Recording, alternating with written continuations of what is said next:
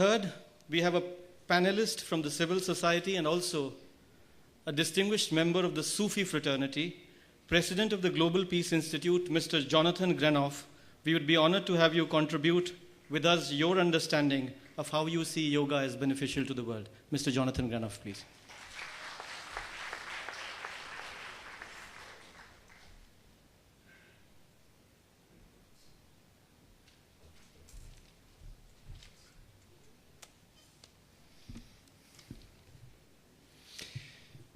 Your Excellencies, Mr. Secretary General, Ambassador of India, Madam Minister, Shri Shri, my dear, beloved brothers and sisters, we live in a very dangerous and crazy time in which humanity has forgotten the why and become preoccupied with the how.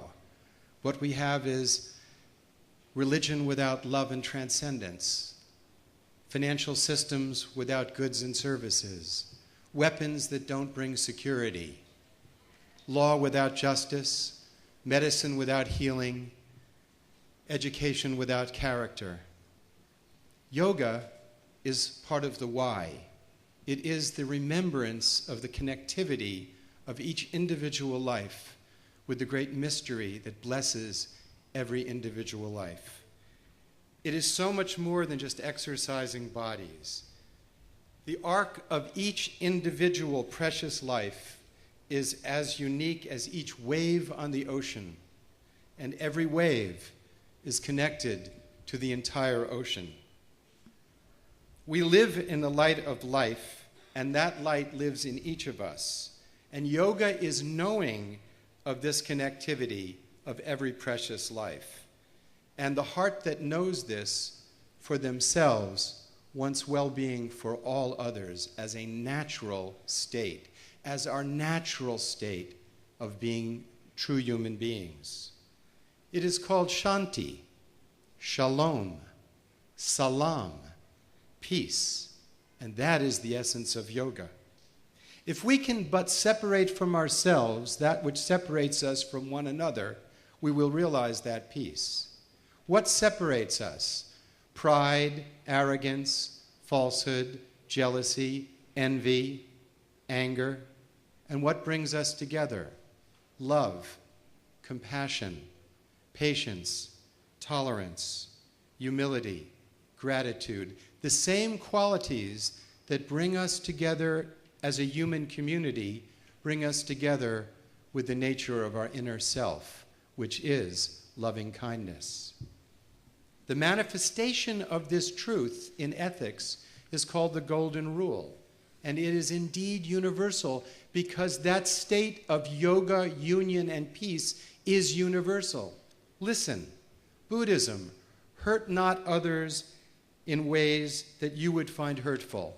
Christianity, all things whatsoever you would that men should do to you, do you so even to them. Confucianism, do not unto others what you would not have them do unto you.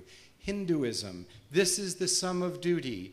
Do not unto others that which would cause you pain if done to you. Islam, no one of you is a believer until he wants for others what he wants for himself. Judaism, what is hateful to you, do not do to your fellow man. Jainism, in happiness and suffering, in joy and grief, we should regard all creatures as we regard our own self. Not only is this ethical spiritual truth necessary for our personal lives, but when nations treat other nations as they want to be treated, peace follows. Let there be a United Nations yoga. Let nations treat other nations as they want to be treated. The nations of the world are composed of individuals.